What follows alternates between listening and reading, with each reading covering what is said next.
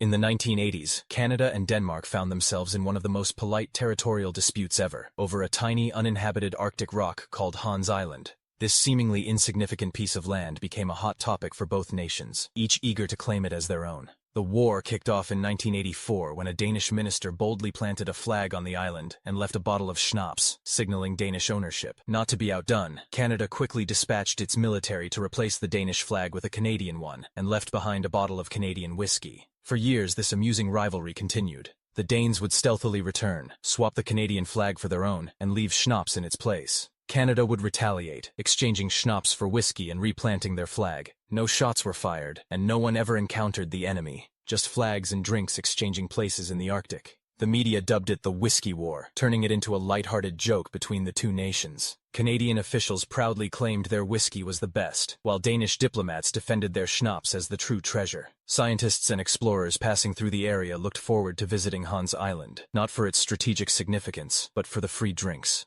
After nearly 4 decades of this spirited contest, Canada and Denmark finally reached a peace agreement in 2022, deciding to split the island down the middle. Yet, both countries continue to laugh about the war fought with flags, bottles, and an incredible level of politeness. The Whiskey War stands as a remarkable example that even territorial disputes can be resolved with humor, hospitality, and just the right touch of alcohol.